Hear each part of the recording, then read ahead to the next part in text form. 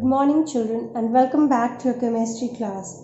So today we shall continue with the hybridization in the elements, but today the hybridization in elements involving d orbitals. So to begin with, we shall do Sp3 D Hybridization. So it involves the mixing of one s, 3p and one d orbital, and this results in the formation of a trigonal bipyramidal arrangement. Okay, and example could be like your PCl5. So try to understand over here that, as I said, it involves a mixing of what? One s, 3p and one d orbital, and results in the formation of a trigonal bipyramidal arrangement. And this arrangement, three hybrid orbitals form a plane, right? And they are directed towards the corners of the equilateral triangle, while the other two hybrid orbitals, they are perpendicular to the plane of a triangle and they lie above and below it. And one example is that of your PCl5, right, which shows Sp3 D hybridization. So let us understand firstly the ground state of this. That is, this is 15, we know that. This is your ground state. Okay, so let's see, it shows 3s, 3p. Okay, and we shall then go to 3d. So this is 3s, this is 3p, and d will be 5. 1, 2, 3, 4, 5. Clear? So it is 3s2, 3p3. So 1, 2 and 3. In the excited state, let's see what happens.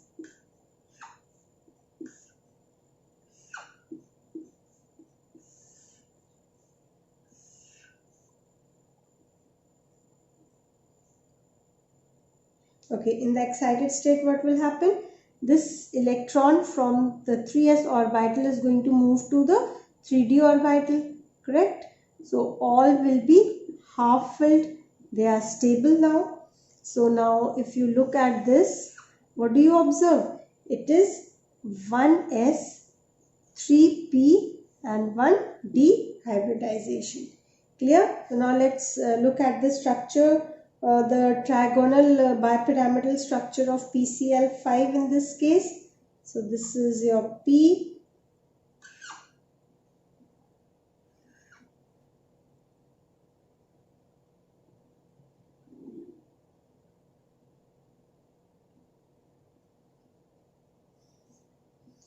okay, so this shows your 90 degree, this shows your 120 degree, okay, and these are all chlorine, PCl5. So try to understand over here, this is your Sp3 D hybridization trigonal bipyramidal structure over here, where you will see the 5 chlorine atoms, they form the 5 sigma bonds, right? Out of these 5 sigma bonds, 3 bonds are located at 120 degrees. They are located at 120 degrees. Can you see? These are located at 120 degrees and 2 are perpendicular to the plane of the triangle.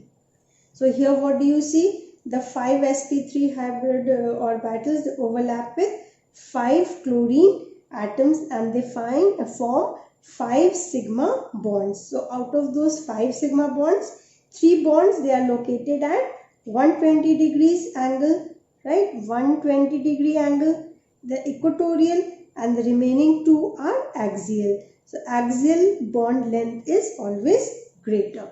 So this was all about your Sp3 D hybridization. And remember also that your axial bonds, they are slightly weaker than your equatorial bonds. These are slightly weaker than your equatorial bonds. Okay. So out of 5 sigma bonds, 3 bonds are located at 120-degree angle, are equatorial, okay, and the remaining two at axial, forming 90 degrees. These are forming 90 degrees.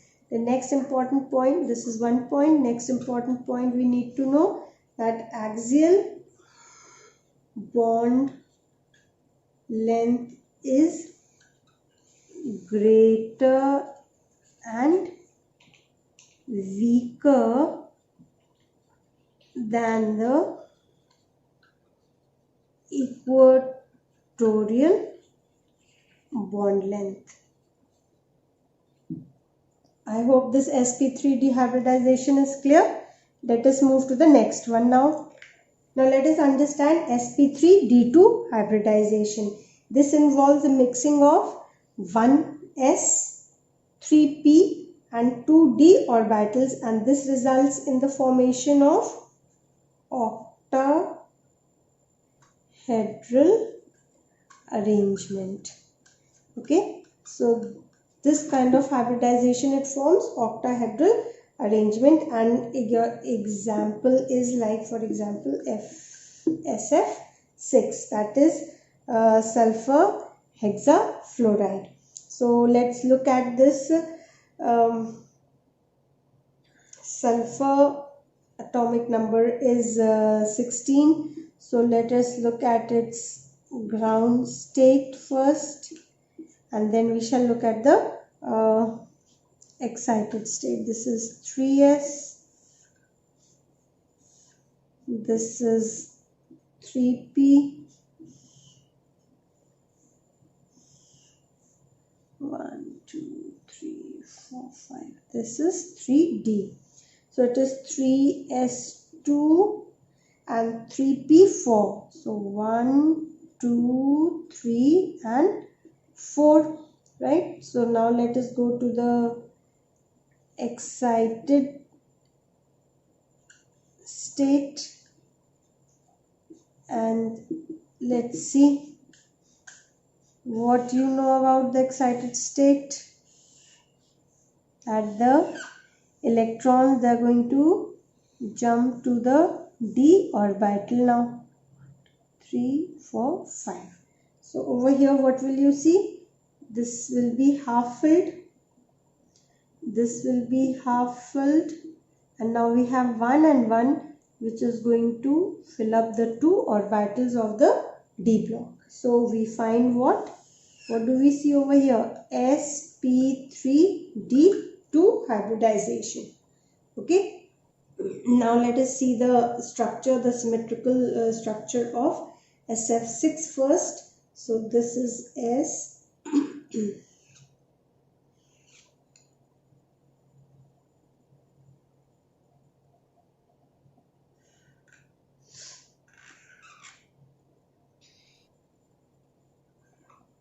this is F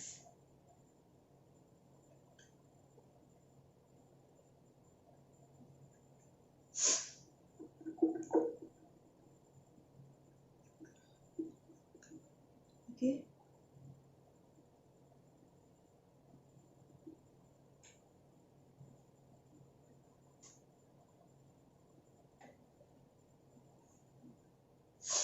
So you can see the octahedral arrangement of Sf6. Over here you will see that there are 6 orbitals that undergo hybridization, and they give 6 hybrid orbitals. They are directed towards the corners of the regular octahedron, 1 2 3 4 5 and 6. So each of these hybrid orbitals, they overlap with 2p orbital of fluorine and they form Sf sigma bond, right? Thus Sf6 molecule, it forms a octahedral structure over here. So over here you will see this one on the 90-degree angles. Now let us come to Sp3 D3 hybridization. So over here this involves 1s, 3p and 3d orbitals, and they form 7 hybrid orbitals. And what kind of a structure do they show? They show pentagonal bipyramidal structure. Okay, example is IF7. So let us look at the formation of this molecule IF7. So I at the ground state. Okay, so the atomic number of iodine is 53. So let us see this.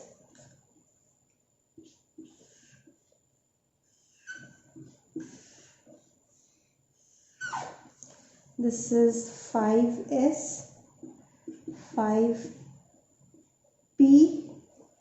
and 5d. 1, 2, 3, 4, 5. So it is, if you configure it, we get 5s2 and 5p. 1, 2, 3, 4, 5. Okay, now in the excited state,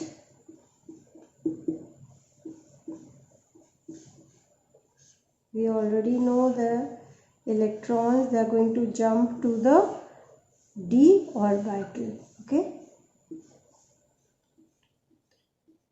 so this becomes 1. How many? 1, 2, 3 of them are going to go to the d orbital. So 1, 2, 3, they are all half filled.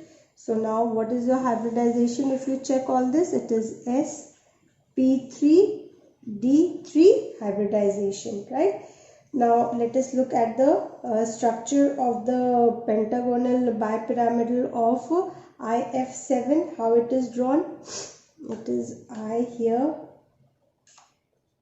F, the angle between the two is 72 degrees. Okay,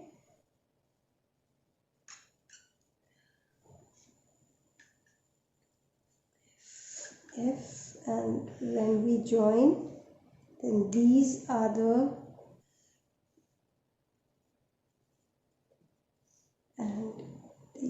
two axial fluorides. Okay, so this is the structure of your pentagonal bipyramidal structure of IF2. So here what do you see? That each of the 7 hybrid orbitals, they overlap with the p orbital of fluorine atom and they form a pentagonal bipyramidal structure, right? The axial bonds, they are larger than the equatorial bonds. Clear? So with this we finish off with all the different types of hybridizations. Now we shall discuss how to do the calculation of number of orbitals that are involved in the hybridization. So let us begin with the understanding of calculation of the number of orbitals that are involved in the hybridization. So here you have to remember a formula. What is that formula? X is equal to half of V plus M minus C plus A. Now what is this V, M, C, A? So this is what I am going to tell you now.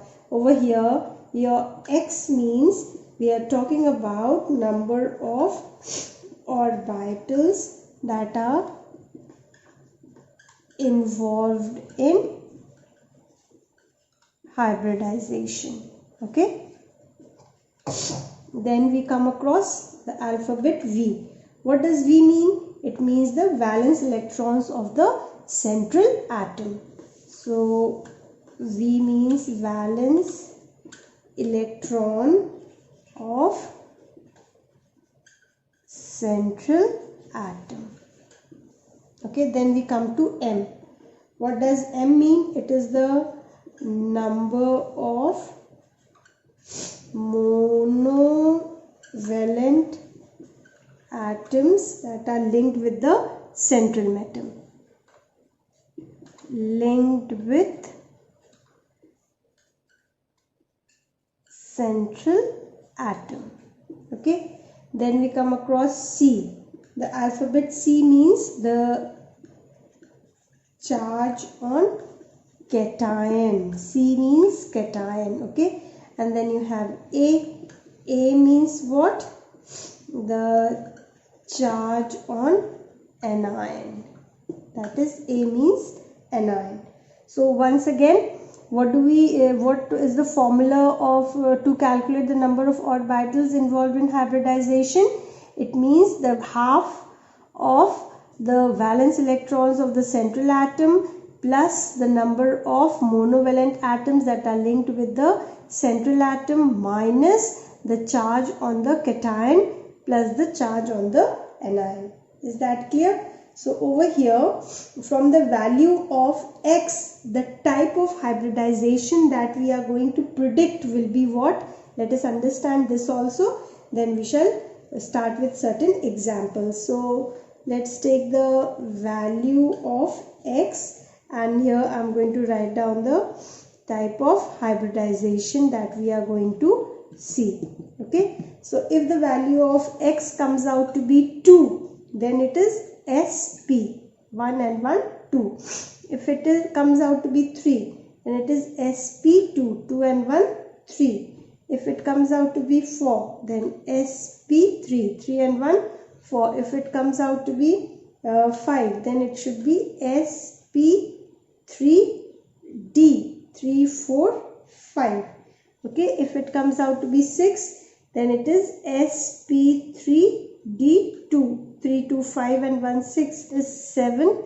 Then it should be Sp3 D3, 3, 3, 6 and 1, 7. So I hope this is very clear to you. So based on this formula and what do all the alphabets mean over here, remembering the value of X and the hybridization predicted accordingly, we are going to now do certain examples. Let us begin with the first one with some neutral molecules. Okay. So to find out the number of orbitals that are involved in hybridization of the neutral molecules. So the first one could be that of carbon dioxide. So in carbon dioxide, what do we know? The valence electrons of the central atom is equal to 4. Okay. Then your M, that is the number of monovalent atoms that are linked with the central atom, that is 0. Right. Then the charge on the cation is 0. Charge on the anion is also 0. So let's find out the number of orbitals over here. X is equal to half 4 plus 0 minus 0 plus 0. So this will be equal to what? 1 upon 2 into 4. This comes out to be 2. So if X is 2, what kind of hybridization does it show? It shows Sp hybridization. Okay. Now let's take one more compound, water. So over here in water, your valence electron of the central atom is 6. Then your M is 2, your C is 0 and your charge on anion is also 0. So calculate over here, this is equal to half 6 plus 2 minus 0 plus 0. So if you calculate this, what do you get? This is equal to 4. So if this is 4, what kind of a hybridization do we get over here? Sp3 hybridization. Right? Okay. Then let's take one more example. See over here, ClF3. So we will see the V valence electron of the central atom, they are 7. Right? Then number of monovalent atoms that are linked with the central atom, M, this is equal to 3. Then charge is 0 and anion, the charge at cation is 0 and the charge at anion is also 0. So x is equal to what? Half into 7 plus 3 minus 0 plus 0. So this will come out to be how much? 5. 7 plus 3, 10. Divide by 2. It is going to give you 5. So what kind of hybridization are we going to get over here? Sp3 D3 455. Sp3 D hybridization is found in ClF3. So I hope with the neutral molecules how to calculate the number of orbitals that are involved in hybridization is clear. Now let us see also in cations and anions. Let's take few examples of cations and anions also. Cations, let's talk about NO2 plus and another could be of NH4 plus. For anions, let's talk about CO3 2 minus and another one could be for say SO4 2 minus. Okay, so let's come to cations first. So over here nitrogen dioxide anion, we will see that yours 5. Then the monovalent number of monovalent atoms linked to the central atom is given as 0. Charge on cation, can you see over here 1, and anion is 0. So let's make the formula here. X is equal to half 5 plus 0 minus 1 plus 0. So if you solve this, how much do you get? It is 2. So what kind of hybridization do we find over here? Sp hybridization.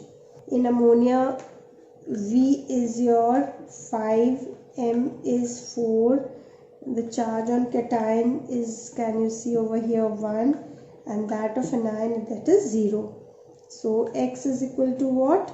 Half 5 plus 4 minus 1 plus 0. Then we get 4. So what is the hybridization that we see in ammonium? It is Sp3 hybridization. So now I hope these two also become very simple for us. Let's talk about carbonate, where V is given to you 4, M is 0 and cation is 0 and the charge that you can see anion, it is 2. So X is equal to half 4 plus 0 minus 0 plus 2. So this is going to give us what? 3. 4 plus 2, 6. 6 upon 2 is 3. So what kind of hybridization are you going to see here? Sp2 hybridization. Okay. Now let's talk about sulfate. Over here, V is 6, M is 0, cation charge is 0, anion is how much? 2. So X is equal to half 6 plus 0 minus 0 plus 2. So 6 plus 2 makes it 8, 4. So what kind of hybridization you find over here? Sp3 hybridization. So I hope you have understood also to how to do the calculation of the orbitals that are involved in the hybridization. So that's all for today. Thank you.